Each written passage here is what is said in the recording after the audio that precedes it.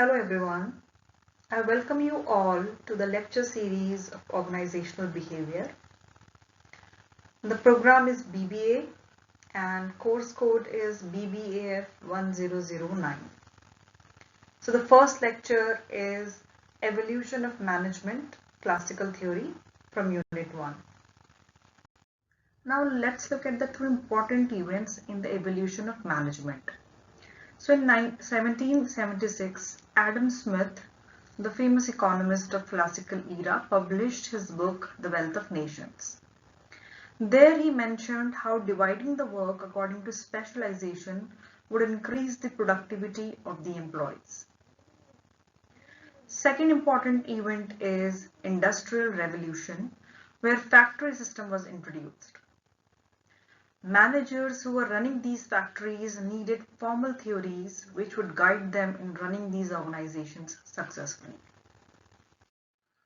All the theories of management are divided into three periods, namely classical period, neoclassical period, and modern period.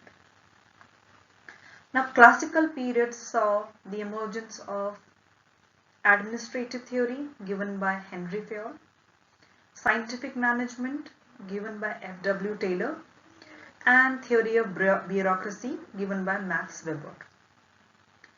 Same way, neoclassical period saw the conduct of Hawthorne studies.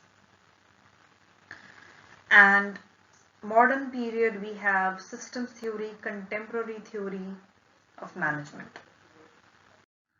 Now we are going to discuss the three theories of classical period in detail in the upcoming slides. Each of these theories has focused on one particular aspect of management. For example, the focus of scientific management was on increasing the productivity of individual worker. Focus of administrative management was on functions of management, and bureaucratic management focused on overall organizational system. So the first theory that we are going to talk about is administrative theory of management. This theory was given by Henry Fayol. Now, Fayol began his career as a coal mining engineer. In fact, one of the key highlights of his career was that he worked for the same company throughout his life. He rose from the position of an engineer to the position of a CEO of the same coal mining company. Based on his experience of managing a large organization successfully over the years, he came up with 14 principles of management. Now let us have a look at these 14 principles of management one by one. So the first theory that we are going to talk about is administrative theory. This theory was given by Henry Fayol. He is also known as the father of general management, and in fact he is being credited with being the founder of modern management as well. All the modern principles that we follow have a foundation in his theories and in his principles.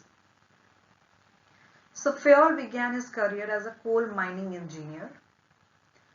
He worked for the same company throughout his life. In fact, one of the key highlights of Fayol is that he rose from the position of an engineer to the position of a CEO of the same coal mining company. During his tenure, the company earned a lot of profits. Based on his experience of managing a large organization successfully over the years, Fayol came up with 14 principles of management as listed here. Let's look at all these 14 principles one by one in detail. Principle of division of work. Now, according to this principle, work should be divided into smaller tasks, and a trained specialist who is competent is required to perform each of these jobs. And that's how division of work leads to specialization. According to Fayol, when work is performed by a specialist, it will result in efficiency and effectiveness. That's why we have separate departments for finance, marketing, production, and human resource. all of these have specialized people. Second is principle of authority and responsibility. Now authority and responsibility should go hand in hand according to Fayol. Authority is the right to give orders and command obedience, whereas responsibility involves being accountable. Fayol says that whoever has authority should also assume responsibility. Authority without responsibility would lead to irresponsible behavior, whereas responsibility without authority would make the person ineffective. Next is principle of discipline. Now according to Fayol, discipline is obedience to organizational rules. He says that to implement discipline, organizations should have good superiors at all levels, clear and fair agreements, and judicious application of penalties. Now, for example, management and labor agree that workers will work extra hours without any additional payment, and in return, management says that their wages will be increased in future when they make extra profit. Here, discipline would mean both management as well as workers honor their commitments. Next is principle of unity of command. Now, Fayol says that an employee should receive orders from one and only one boss. Because if he will receive order from more than one boss, it will lead to confusion, delay in work, as well as it will weaken the discipline. Now Fayol has given a lot of importance to this principle, because if this principle is violated, then principle of authority, discipline and order are also affected. For example, let's say there is a salesperson and he is allowed to give a discount of 10% by finance manager, whereas marketing manager does not allow him to give more than 5% of discount. Now in this case, there is a clash in unity of command. This scenario can be avoided if there is a good coordination between departments. So next is principle of unity of direction. According to Fayol, all the units of an organization should be moving towards the same objective through coordinated and focused efforts. Now each group of activities having the same objective should have only one head and one plan. This will ensure unity of action and coordination. For example, let's say there is a company which produces two products, motorcycle as well as cars. Then it should have two separate divisions for both of them. Each division should have its own in charge, plans and execution resources.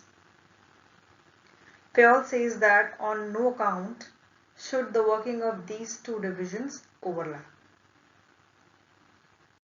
Next is principle of subordination of individual interest to general interest. According to Fayol, the interest of one person should not take priority over the interest of the whole organization.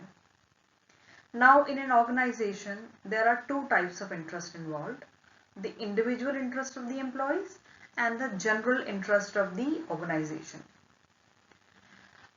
The individual's interest should be given less importance, while the general interest should be given most importance. If not, then according to Fayol, the organization will collapse. So next is the principle of remuneration. According to this principle, the overall pay and compensation should be fair to both employees as well as the organization.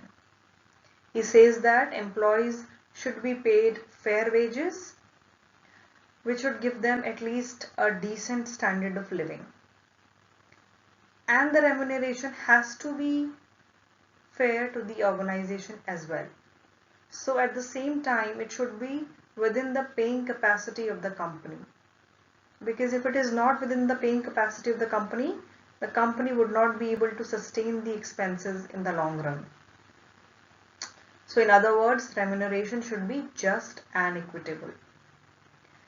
This will ensure congenial atmosphere and good relations between both workers and management. And as a result, the working of the company will be very smooth.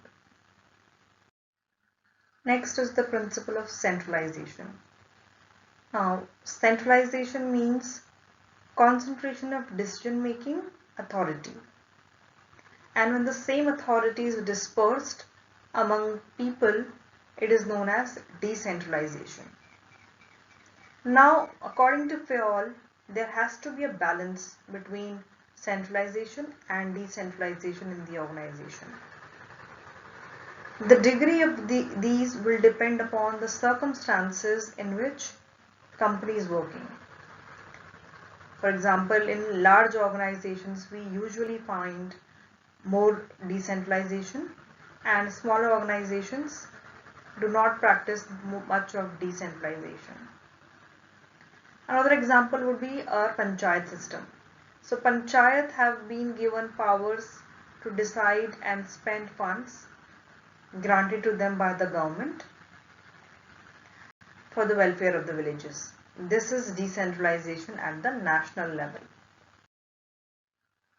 Next is principle of scalar So an organization consists of superiors and subordinates.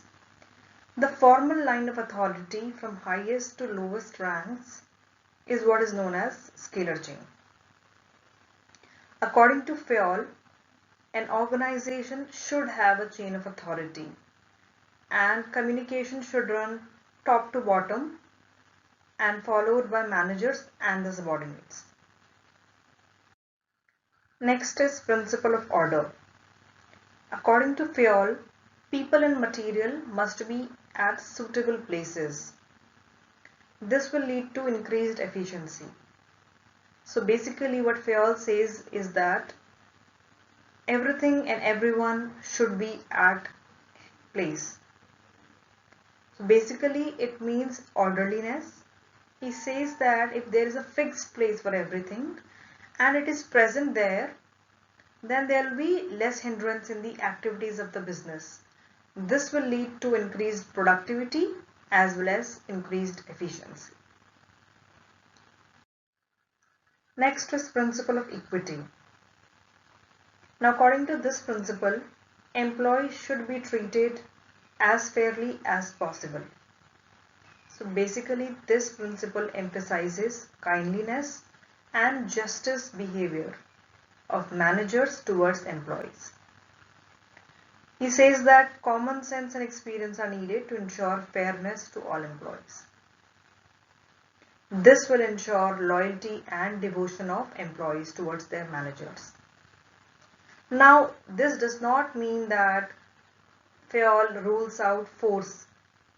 He says that, in fact, lazy person should be dealt sternly to send the message that everyone is equal in the eyes of management. And there should be no discrimination against anyone on account of religion, language, caste or creed. In fact, these days we do observe that in multinational corporations, people of various nationalities work together in a discrimination-free environment and equal opportunities are available to all. Next is the principle of stability of tenure of personnel. Now, Fayol says that an employee should have some job security and career stability. An organization which do not offer career stability and job security will be affected adversely. He says that when a new employee joins the organization, he takes some time to adjust and learn new things. So he should be given enough time for his learning curve and should not be removed before a stipulated period of time. Next is the principle of initiative. Now Fayol says that managers should encourage initiative. Now what does that mean?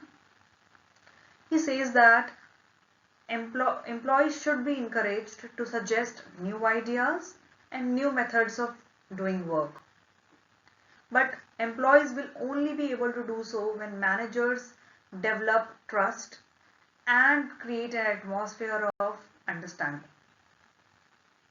Now the last one is the principle of esprit de corps. Fayol says that management must boost the morale of the employees. He says that management must bring harmony and build a spirit of teamwork among the employees, which will lead to better relationships within the organization.